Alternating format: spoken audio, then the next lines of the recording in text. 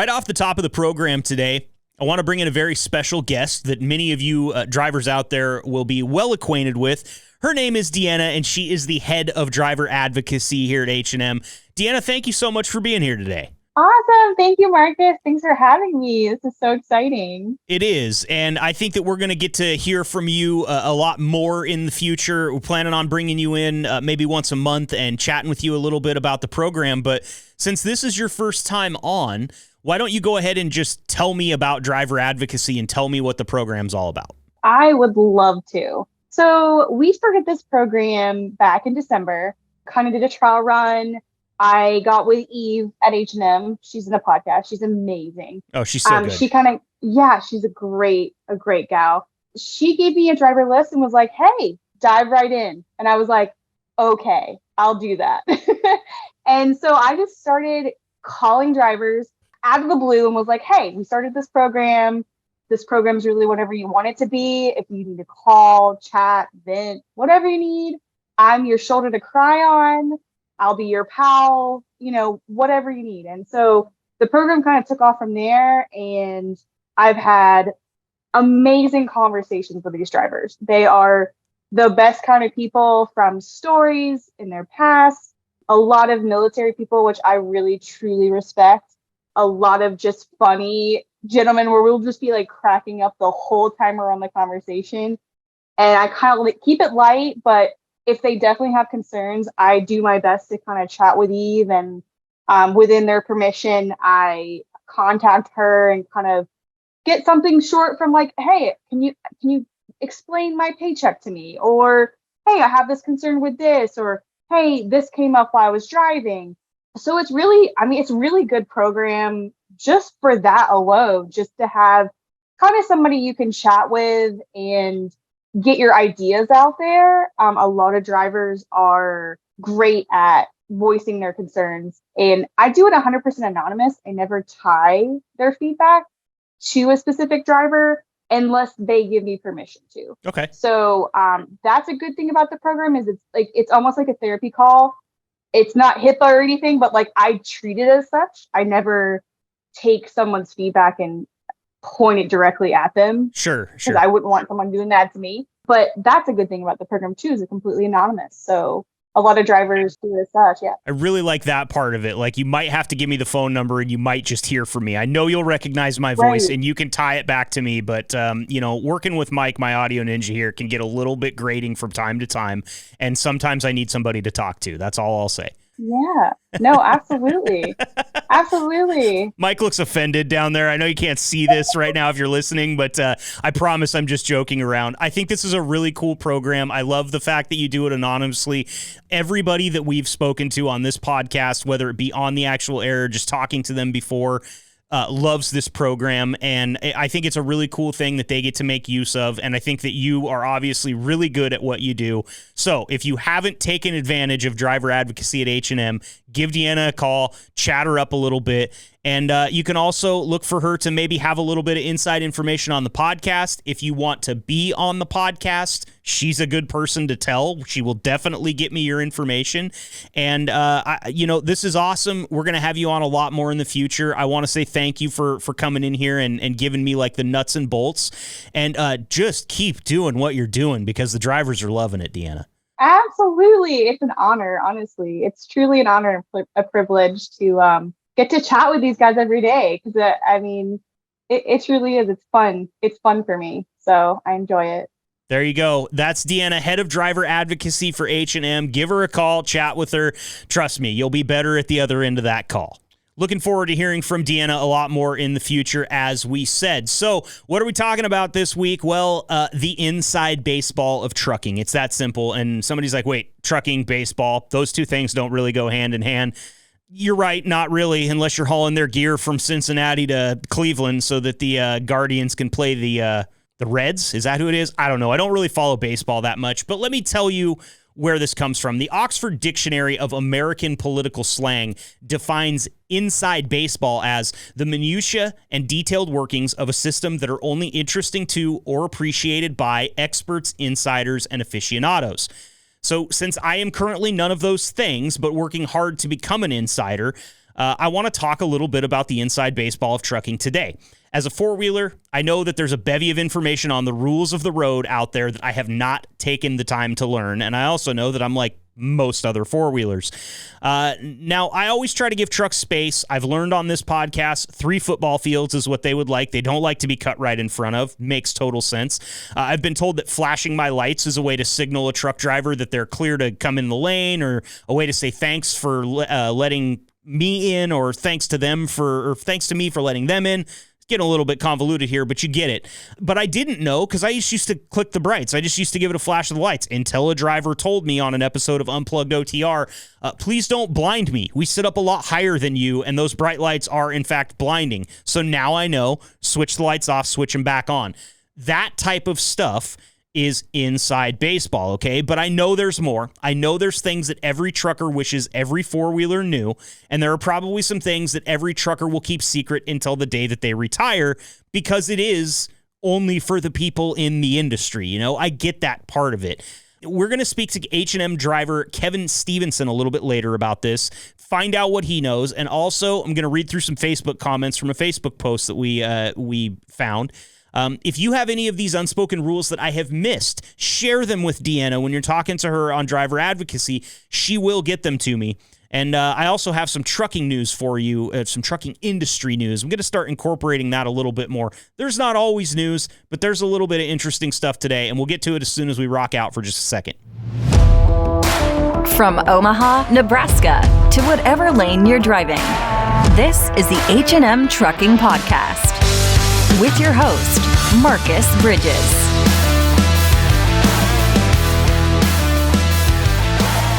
Welcome into the H&M Trucking Podcast. I am your host, Marcus, and I really appreciate you being here today. Make sure to hit us up on our socials or talk to Deanna if you've got something you want to hear or you want to be a part of the program. That's why we're here, H&M. I promise you. And also very excited about our interview later today. Like I said earlier, Kevin Stevenson coming up in just a few. Some industry news. I did not know anything about this until I was just browsing around and I found some stuff on a website that is called Transport Topics. And this is crazy. 7 more people have been sentenced in staged New Orleans crashes. This ongoing Operation Sideswipe has netted apparently more than 50 convictions. The FBI is involved, you guys. This is serious stuff. 7 more individuals have been sentenced over the past month for their roles in staged crashes with tractor trailers in the New Orleans area. It was the latest development in the crash for cash criminal schemes against unknowing truckers. Prosecutors said each of the schemes was orchestrated by a slammer or a driver paid by a local attorney who filed fraudulent lawsuits against the trucking companies on behalf of the participants in the staged accidents that occurred in 2017 and 2020. The FBI investigation into an estimated 150 intentional accidents with tractor trailers is ongoing. A couple notables here, just so you can tell yourself whether or not you actually feel like you want to try something like this. Mr. Herbert Allen, ripe old age of 38, and Dion Ridley, the ripe old age of 23, both pleaded guilty to conspiracy to commit mail fraud in connection with a staged accident with a tractor trailer on June 28, 2017. Ridley was a passenger in the car. He falsely claimed that Allen was driving the car when they struck the tractor trailer. In fact, the government's evidence showed that the defendants conspired with others when other participant was driving the car and intentionally hit the tractor trailer. Allen was sentenced to 37 months in prison. That's a shade over 3 years, followed by 3 years of supervised release. And Ridley was sentenced to 6 months, followed by 1 year of supervised release. Both were also imposed a mandatory special assessment fee of $100 just to salt the wound. Don't mess around.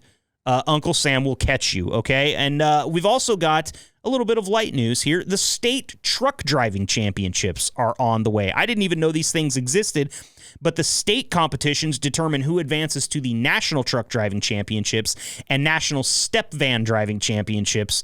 Those will all kick off in the first week of March. The Louisiana Motor Transport Association will stage its event March 3rd through 4th. That's already happened, of course, in Baton Rouge, with the other states kind of happening all the way into the summer after that. And since I'm talking to H&M drivers here, Nebraska's competition will be held June 1st through the 3rd in Grand Island. So go represent your company, bro. Get us to nationals, dude. We all need some hardware around here, and not the type you're just fixing your truck with. I want something to wear around my neck like some bling. All right, moving on to something that's a little bit more entertaining. I found a Facebook post, which I am just amazing at these days. I'm getting so good at it. Quality of life is slipping. It's so interesting to me, though, because I did not know this was a thing. We're talking about the inside baseball of trucking today, right? Well, I didn't know that sometimes you guys get to sample the load that you're hauling. Sometimes you guys just get gifted stuff off of the load. Now, I know that this isn't happening all the way through the industry on all fronts, okay? It makes sense that there's some places where this wouldn't happen. Before the comments on this post told me different, I would have guessed that this was a hard no 100% of the time. But I'm finding out that sometimes the receiver just doesn't accept part of the shipment. This could be due to damages or an incorrect order or something else altogether. But it seems that in some cases, the shipper doesn't want to pay to have these goods shipped back, especially if they're damaged. So what do you do as the driver? It sounds like sometimes they just throw these goods away, which is tragic, especially if you're hauling food items, or more specifically, liquor. Let's read through some of these, though, and find out what the drivers have to say.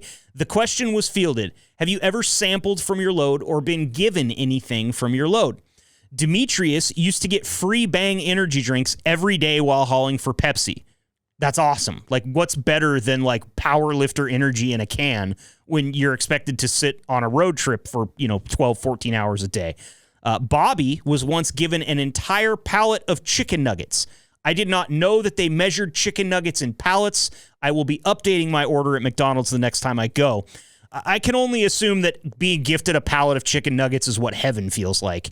But he also said that was years ago, and now they make him throw a lot of that type of thing in the dumpster, which is sad, but hey, it's honestly what I expected. TJ took cases of potatoes that were rejected, and Toby got some watermelons.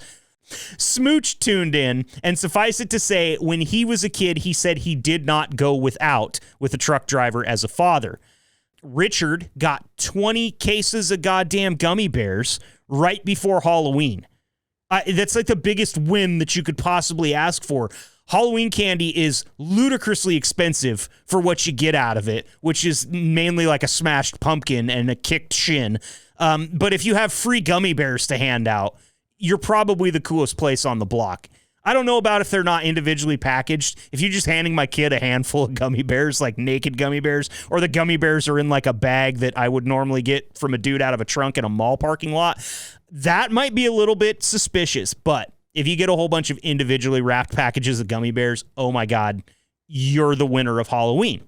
Richard also was given 6 boxes of throat spray, which I assume is only good if you're Steve-O from Jackass.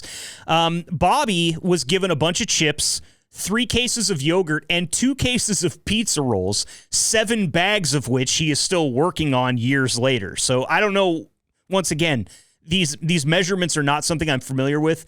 What is a case of pizza rolls like? When you say case, like I think case that I could carry in one hand. It sounds like case is something that needs to be put on a forklift. So big ups to Bobby, and I hope you're generous with your pizza rolls, man. There's not really a better thing to eat when you're sitting down for a video game session in the middle of the night than some nuclear hot pizza rolls. They get really bad in the middle. Chuck says that Little Debbie always gives out free boxes of snacks. Now, if you're not familiar with Little Debbie, wake up. Because Little Debbie, like, I'm telling you, goodbye waistline, hello diabetes. I could eat my weight in oatmeal cream pies, and I have no shame in that. In fact, one time as a kid, I murdered a whole box of those things in one sitting. I didn't even get sick. It's good stuff. It's good quality processed food. That's the only way I can put it. I don't know if my guts would hold up to that these days, but I do still love a good oatmeal cream pie. David won the lottery here. He was hauling Bacardi rum, and he had a case with a couple of broken bottles in it, and the receiver just said, I'm marking the whole thing busted, take the rest of it home. That's like, that might even be a windfall of cash. Like, you could sell those bottles to your buddies for $5 less than they do in the liquor store and probably make yourself a pretty kind little penny there. So David, man, congratulations. I wish I was you. That's a huge score. And finally, this is pretty cool. multiple people said that Hershey, the chocolate company, is very generous with drivers when it comes to handing out candy.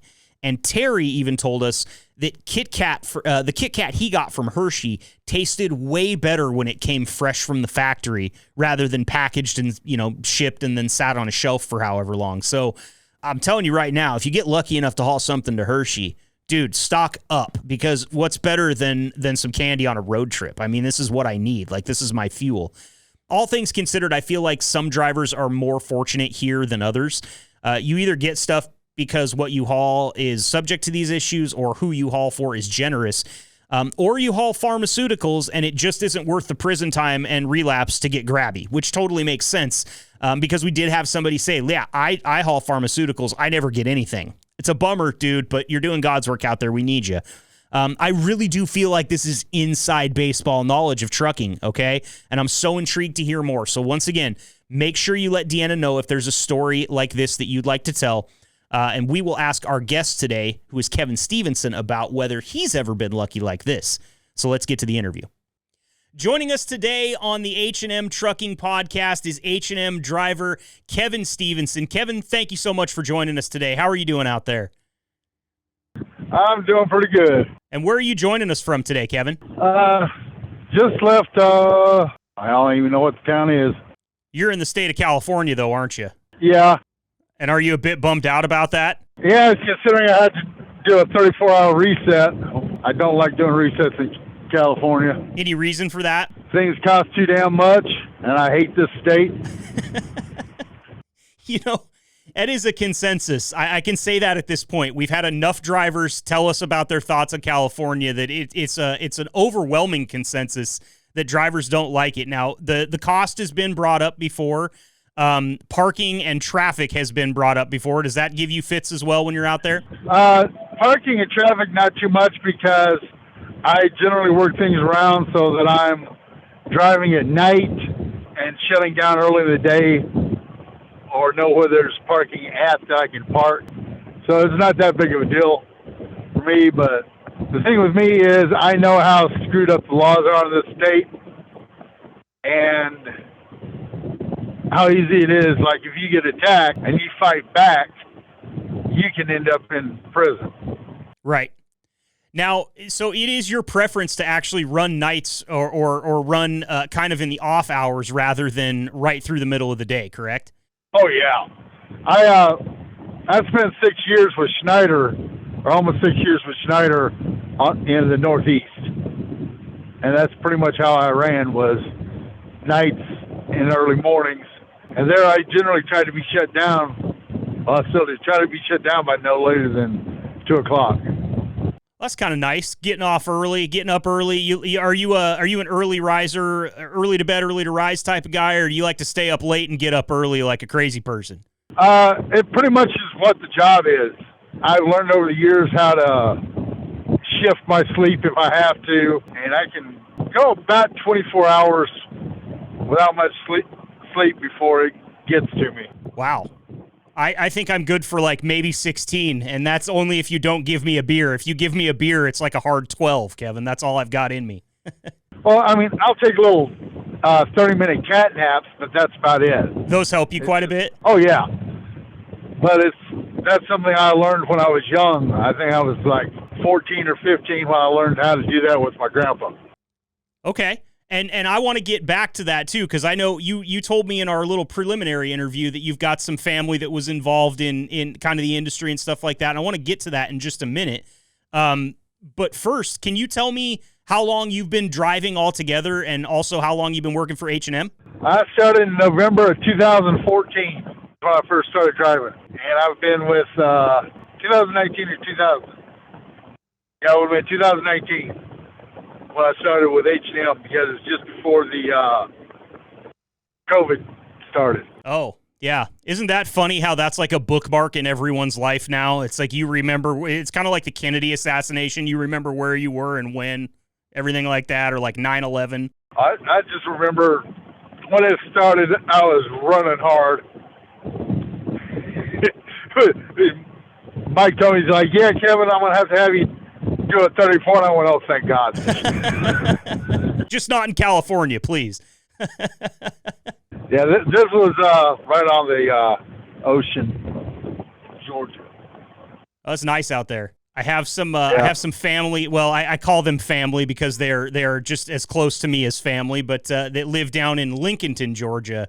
And that is one of the smallest, most rural places I have ever been. I did not know that it could get that small and that remote. And I grew up in a small town in Northeast Oregon, so cool country down there, though. I've spent a little bit of time in Savannah and Atlanta as well, and Atlanta is one of those places that... That's it. Yeah, that's it?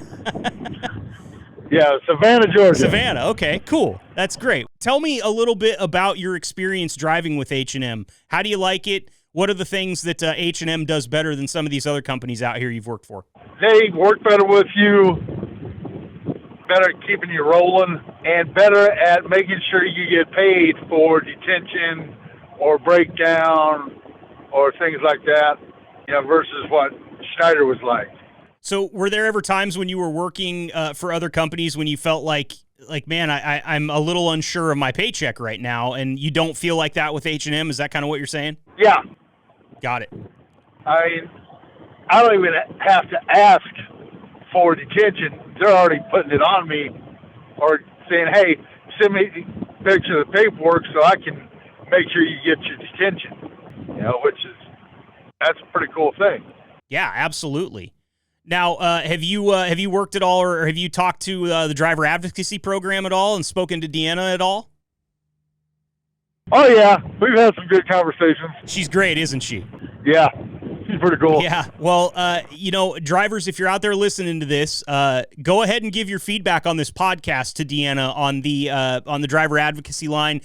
She connects directly with us. She passes on all your sentiments. If you have something that you'd like to hear, or maybe you'd like to be a guest on the podcast, that is a great place to go, is your Driver Advocacy program. And we will work on getting you on so that we can have a chat with you, just like we're having with Kevin right now.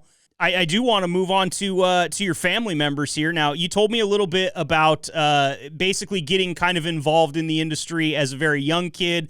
Tell me about your family members and whether or not they were drivers, what they did when you were young. Well, I had a stepdad that ran reefer coast to coast. I had an uncle and aunt, or uncle and cousin, that ran livestock and hay down south, and then I spent about 8-9 years working on trucks. Oh, wow. And how young were you when you started that? I was about 19, 20 when I started working on trucks. And did you enjoy working on trucks? Are you kind of a nuts and bolts guy? You like to take things apart and put them back together and make them work right? It was all right. It wasn't as much fun as working on cars for fun, but working on trucks is where I actually started throwing my back out. Oh yeah, a lot of heavy lifting and weird body contortion in that profession. Yeah. I'm the guy that got to torque the mains on the cats and take the flywheels out of the buses and shit like that. Not easy work. Well, to give you an idea, torquing the mains on a cat, you lay on your back, you run the bolts in with a 3/4 inch impact with 180 psi to it. Run them in as hard as they'll go. Then you torque it to 500 pounds. Then you have to retorque it to flats after that. Wow. All while laying on your back underneath the truck. In the most uncomfortable and position with the least leverage possible, it sounds like. Yeah.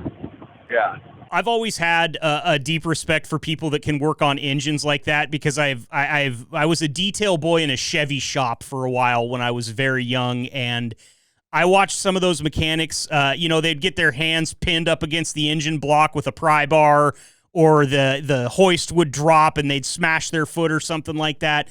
Did you ever have any like injuries other than your back that came from that profession? I dropped a 13-inch step clutch on my pinky. Oh, gosh. I'm sorry to laugh at you, but the only reason I'm laughing is because I only asked the question because I knew you would have an answer, And it literally burst open. Oh. When that happened. And did you lose your pinky or anything? No, it just burst the tip open and held up eventually. Oh, man. Yeah, it was. That was about the most painful thing I've ever had. I can imagine. I'm squirming over here just hearing you talk about it, Kevin. Hey, to give you an idea how bad it is, that's worse than getting a T-post stuck in your leg. Oh, God, I can't imagine. This whole conversation's making me sweat right now. My palms are sweaty. This normally doesn't happen to me, so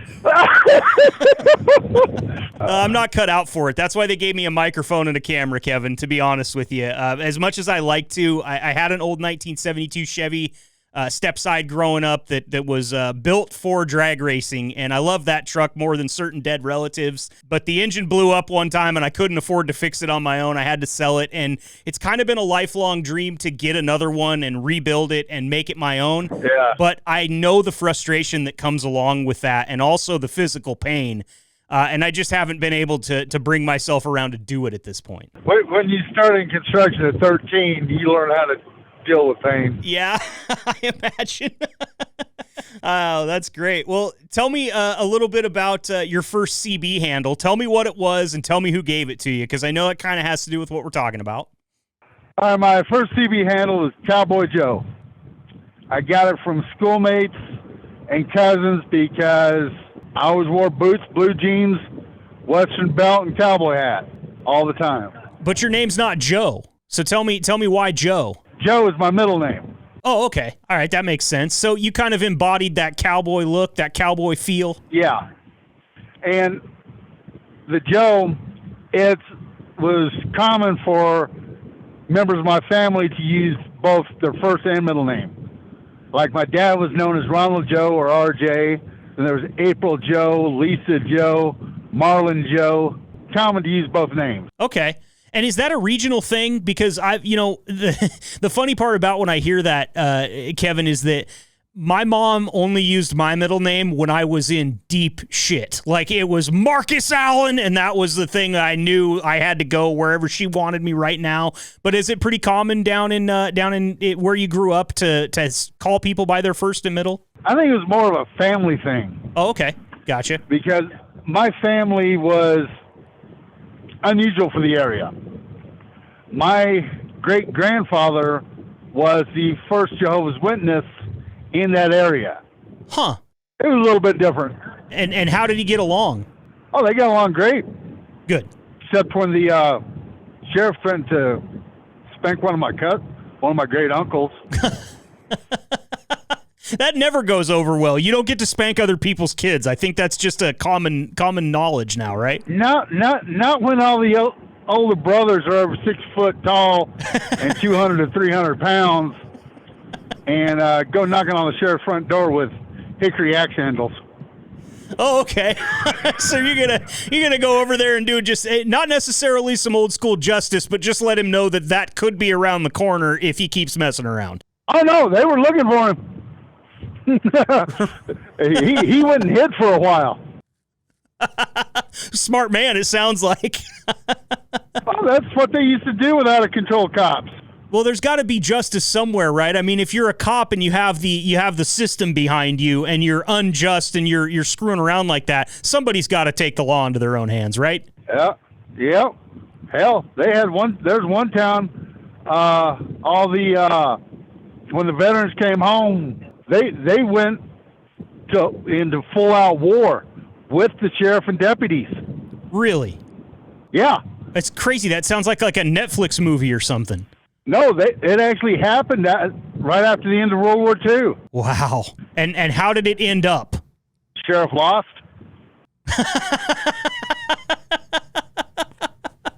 I don't mean to laugh. Look, I have great respect for police officers and what they do. I don't mean to laugh at that. It's just that country boys have a way of getting their own kind of justice. I've grown up around them. I know that that's the case. Oh, I used to have respect for them. Not anymore. And is that something that has come from the career that you work now, or is that something that came from back then? From stuff I was involved in, from firsthand experiences.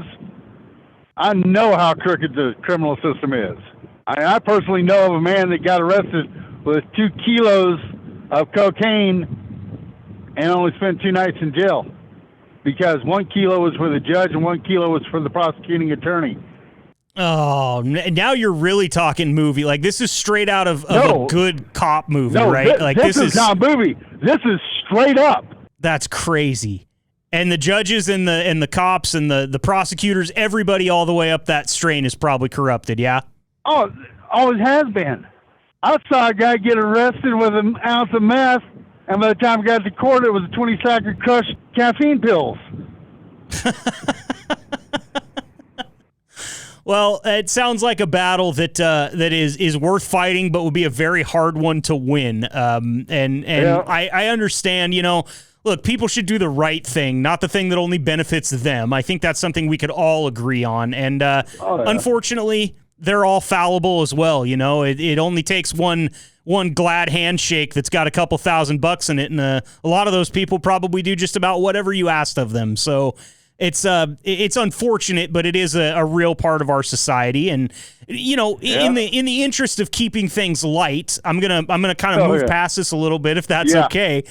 Now, I talked to Eve a lot, your HR specialist there at H&M, and the reason that Eve suggested you to come on the show today is because we're talking about the inside baseball of trucking, like we said earlier, some things that people might not know about the way that trucking really is, or rules of the road that they might not know. Eve tells me that you're an old school trucker, and she put that in quotes. He is an old school trucker. So can you tell me about some of those unwritten rules of trucking that a four-wheeler or just a general civilian might not know? Some of the things that you guys have learned over your course out there and really abide by?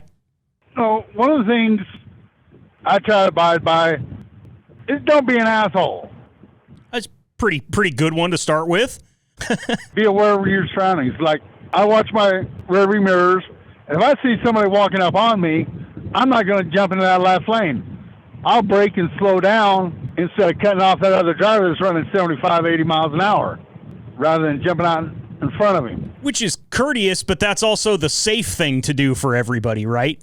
Yeah, but they don't seem to teach that stuff nowadays. They don't. Like going through a city, I still stay on as much as possible, stay in the right lane. But you now have all these drivers that they want to stay in that middle lane no matter what, whether they can run the speed limit or not.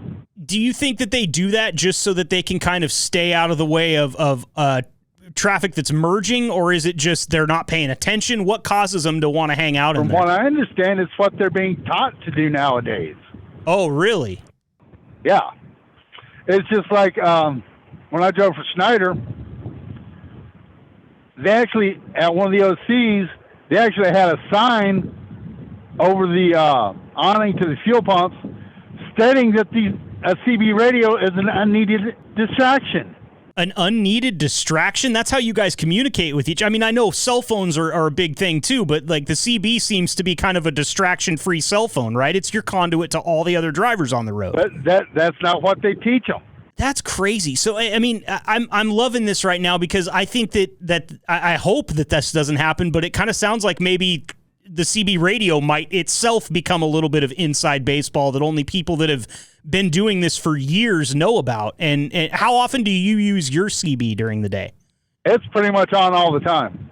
Even if you're just listening to it, or? Yeah, because I can't, oh God, there's at least been 10 times I can think of where knowing about a problem 15 or 20 miles ahead of me made it so that I could find a place to park so I wouldn't get stuck in traffic and be able to make on-time delivery. Okay. Instead of sitting on the road for 4 or 5 hours and then have to try to find parking, shut down a little bit earlier, and then by the time 10-hour break is up, all the shit's cleared up and you can roll straight through.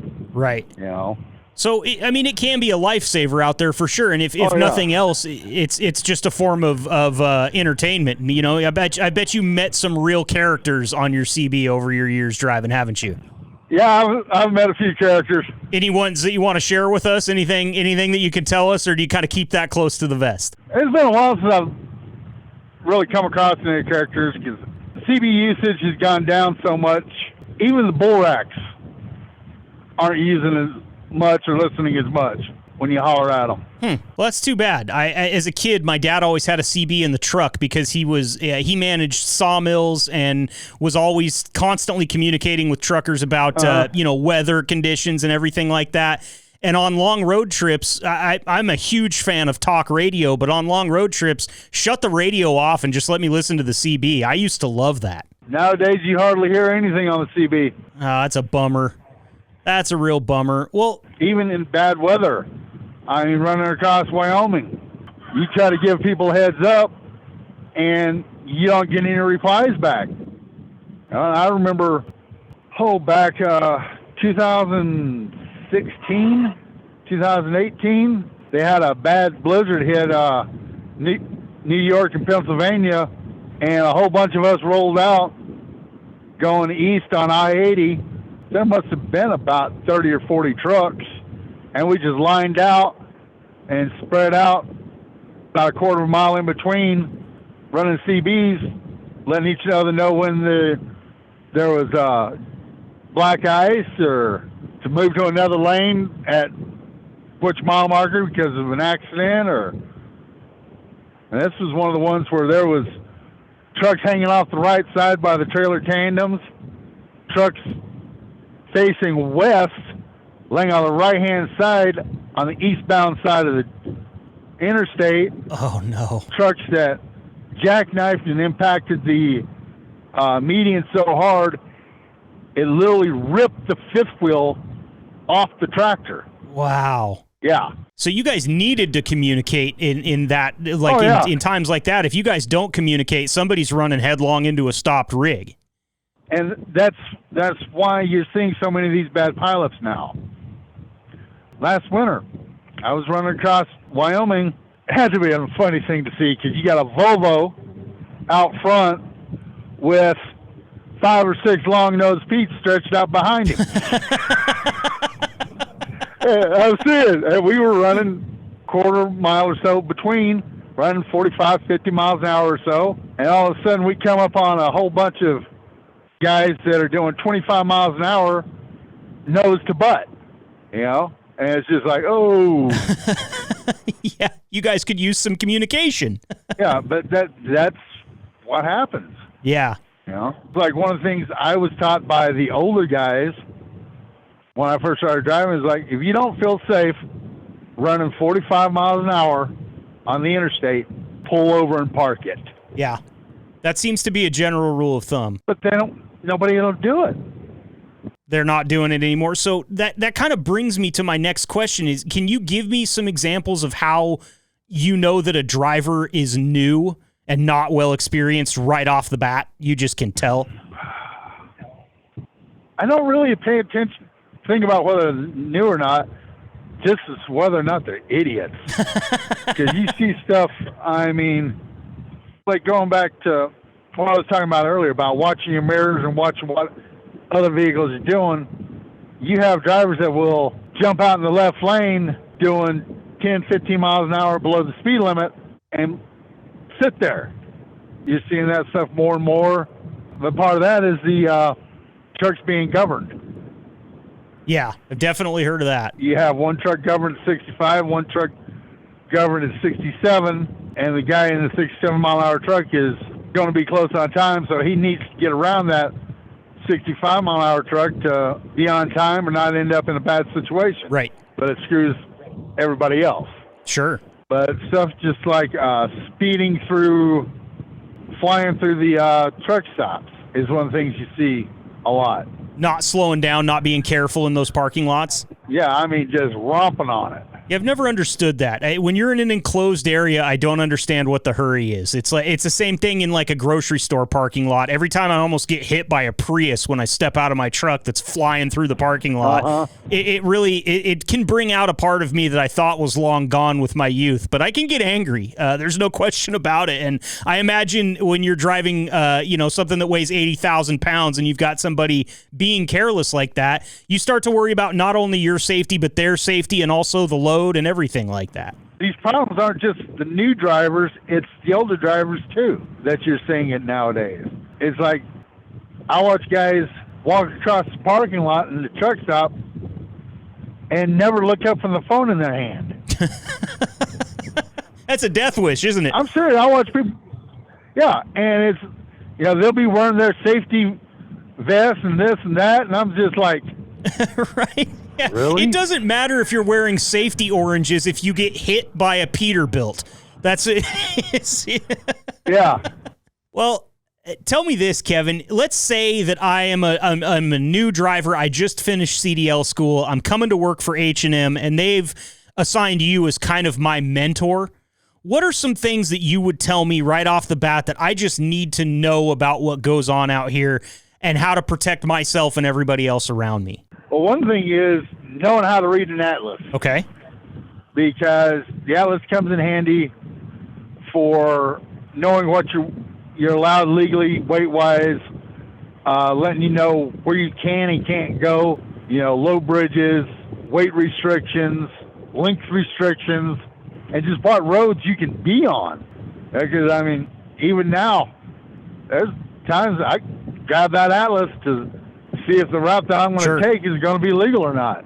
Do you think that people are relying a little bit too much on their cell phones for that type of information now? And I'll give an example of why is because this is actually the second time that we've done this interview because we lost you due to bad service. So if you're overly reliant on your cell phone, but you come across a part in the Mojave Desert where you've got no service, you're kind of screwed without your atlas, aren't you? Yeah. Someplace like that, there's only so far you can go. Right. There's only one or two directions because there aren't a whole lot of roads. But there's a lot of areas where you'll have truck restrictions. Like take Arkansas, for example. There are routes in Arkansas that have restrictions that you're not going to know about, but yet the GPS will still tell you to take that route. Oh, okay. Because the GPS doesn't know any different. They don't know how heavy you are. Yeah. Or like there's one section where the GPS tries to route you around it. Ah, gotcha. But it's a legal route. It takes you like 20 miles out. Right. But yet it's a legal route. At one time it wasn't a legal route because they were redoing a bridge. And that's never gotten corrected. And those atlases, they update those pretty much on a yearly basis, right? Well, they do the same with the GPS, but right. Some things don't always take on that, And then, like, there's some stuff you just learn from experience. Like, when I used to drive for Schneider, I lived in Mountain Home, Arkansas. Schneider's GPS actually tried to put me on some roads that it was like, I don't need to be on those roads. We're talking legally truck routes, but they're truck routes where your trailer's going to be almost hitting the hillside going around the curves. Yeah, I've always wondered about that when I'm driving on a super narrow highway that's hugging the side of a cliff, whether there are restrictions based on the way that the road conditions are about whether or not you can drive a truck out there. And yeah. I imagine that type of stuff gets real nerve-wracking if you drive into it without expecting it or without knowing that it's coming. Oh, yeah, it can be a real pucker factor. The pucker factor. Oh, no, I seriously, I had to pick up a load, Mine Road 24 in West Virginia. Uh-huh. It was literally a mine road. I had my left front on the very edge of the asphalt on the opposite side of the road to have maybe 6 inches of clearance between my trailer and the hillside. Oh, my, Kevin. So the pucker factor was at an all-time high, and your blood pressure was probably spiking too, huh? Yeah, it was like, and thinking about having to come down it, and it was a good 6 or 7% grade going up. Oh, wow. So you're coming down, and you're probably riding your brakes, which is another problem, right? Yeah. So and then you think about what it's like going to be like coming down. Yeah, it was fun. Fun. That's a great word to describe. I would have guessed you would have used another F word for that, Kevin, but we'll go with fun for the purposes of this podcast. All right. Or like you get into like Dallas-Fort Worth. It's called the Big D for a reason. You look at it on a map, and that's what it is. The Dallas-Fort Worth area. It's the only place in the country where you can make one wrong turn going northeast and find yourself going southwest from one wrong turn. That sounds confusing as hell. I do not want to go drive there, especially not if my wife is in the car with me because, man, when I make a wrong turn, I hear it, let me tell you. Oh, and it's not hard to make a wrong turn. I bet. In the Dallas-Fort Worth area. I bet. I mean, it ain't as much the spaghetti bowl as it used to be, but it's interesting. Yeah, it sounds like it. Well, Kevin, we've taken up quite a bit of your time over the course of a couple of days now to get this interview, and I really appreciate you coming on, but I just have one more thing, because when you and I were talking and setting up this interview, you told me a pretty interesting way that you deal with spam calls, because you were thinking about not answering my phone call, but you thank God you did, because we got this interview set up. How do you deal with spam calls and keep them from bugging you during your day? Absolutely ruthlessly vicious. I will listen to their voice so I can get an idea of where they're from, and I will insult them as viciously as I possibly can. And does that work? Oh, yeah. So some things probably better left unsaid on the podcast, but if you're listening to this and you're wondering how to deal with these, Kevin has figured out one avenue. You just got to be able to bring yourself to say those things, and you can probably deal with those spam calls pretty effectively. Yeah.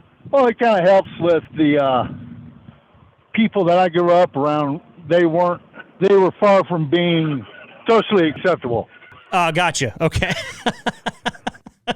Well, most of the guys I grew up around were either the ones that weren't ex-military from Korea and Vietnam were construction workers.